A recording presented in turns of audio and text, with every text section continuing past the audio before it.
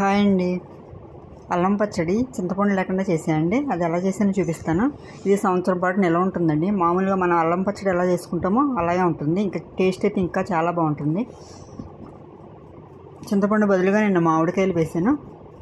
2 పుల్లటివి గట్టి మామిడికాయలు తీసుకున్నాను.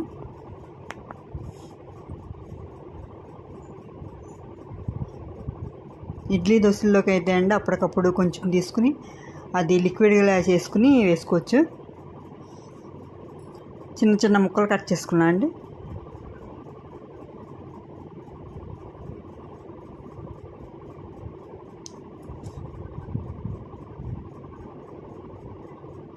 ఈ పచ్చడి కొంచెం గట్టిగా ఉంటుంది కాబట్టి అండి కొంచెం వాటర్ పోసుకుని కొద్దిగా లూజ్గా చేసుకుని ఇడ్లీ దోశల్లోకి వేసుకోవచ్చు.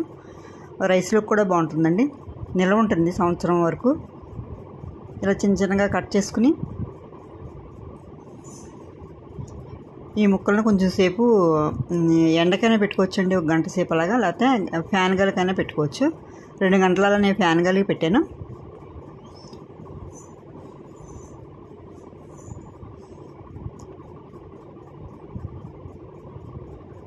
అల్లం ముక్కలు కప్పు నిండుగా లేవండి, కొంచెం వెల్తిగా తీసుకున్నాను గిన్నెకి. అలాగే మామిడి ముక్కలు కూడా వేసేసుకుంటున్నాను జార్లో.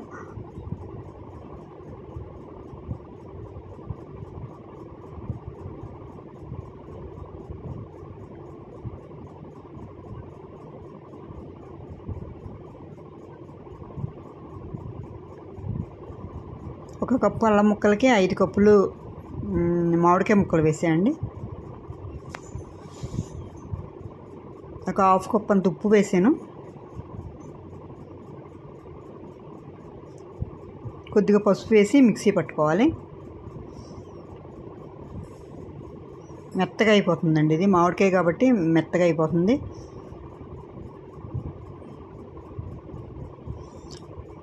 ఒక స్పూన్ మెంతులు, 2 స్పూన్ల ఆవాలు వేయించండి మిక్సీ పట్టుకున్నాను. మెంతులు దోరగా వేయించండి, తర్వాత ఆవాలు వేసేసాను అదే ముగుట్లో. చల్లారిన తర్వాత మిక్సీ పట్టుకున్నానండి.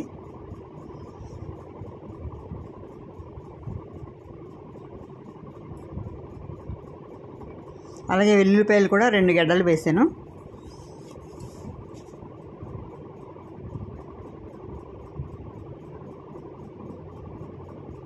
ఇవి కూడా మిక్సీ పట్టేసుకున్నాను అండి, వెల్లుల్లిపాయలు కూడా.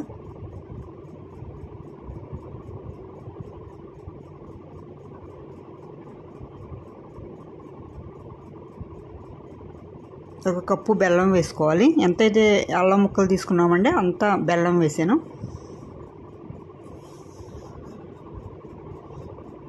వెల్లుల్లిపాయలు కూడా కొంచెం చిన్న జార్లో మిక్స్ చేసుకోవాలండి, దానిలో వేసేస్తే నలగవు. అందుకని ఒకసారి మిక్సీ పట్టుకుని వెల్లుల్లిపాయలు కూడా వేసేసుకోవాలి. ఇలాగా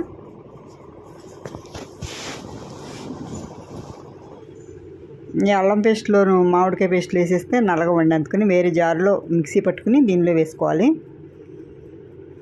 1 స్పూన్ మెంతులు దోరగా వేయించానండి. అలాగే ఆవాలు కూడా కొంచెం జస్ట్ వేయించాను, అవి మిక్సీ పట్టుకుని అది వేసుకున్నాను. అలాగే 2 ఎల్లిపాయ గడ్డలు కూడా మిక్సీ పట్టి వేసేసుకున్నాను.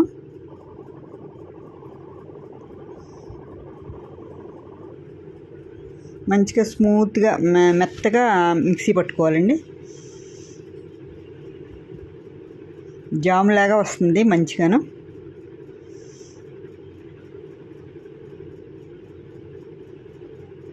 ఒక కప్పు కారం వేసుకుంటున్నా అండి.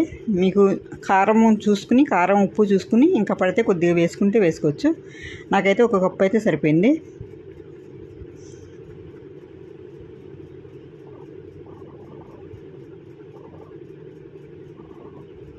టేస్ట్ అయితే చాలా బాగుంటుందండి ఇది.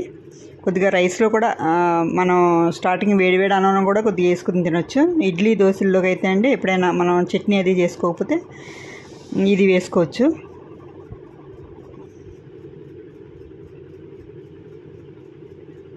అది కూడా మెత్తగా అయిపోయిందండి పేస్ట్ కింద. ఉప్పు చూసుకుని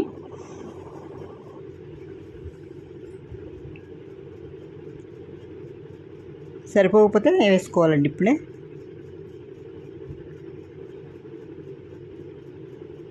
మాకైతే ఉప్పు సరిపోయిందండి. అది నేను మా కళ్ళుప్పు పట్టించాను, అది ఉప్పు బాగా ఎక్కువ ఉంది, సరిపోయింది.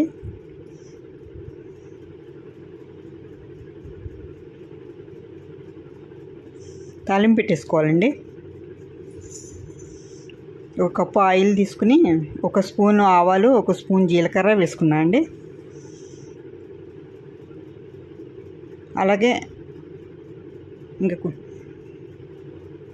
వెల్లుల్లిపాయలు కూడా వేసుకున్నాను. ఒక 5-6 ఎల్లుల్లిపాయలండి కచ్చపచ్చగా దంచి వేసాను. ఒక 2 ఎండుమిర్చి వేసాను. అలాగే కొంచెం కరివేపాకు వేసాను. ఇవి మంచిగా వేగిన తర్వాత ఇంగువ వేసుకోవాలండి. ఇంగువతోనూ టేస్ట్ వస్తుంది పచ్చడి. 1 స్పూన్ ఇంగువ వేసుకోవాలి. ఇంగువ వేసుకున్న తర్వాత స్టవ్ ఆఫ్ చేసేసుకోవాలి.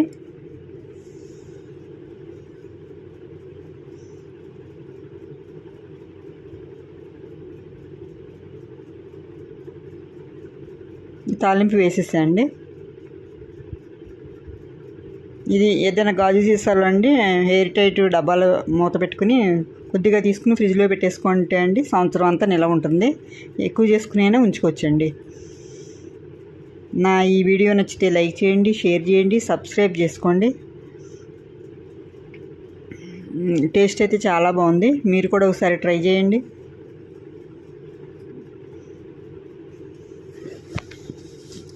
Thank you.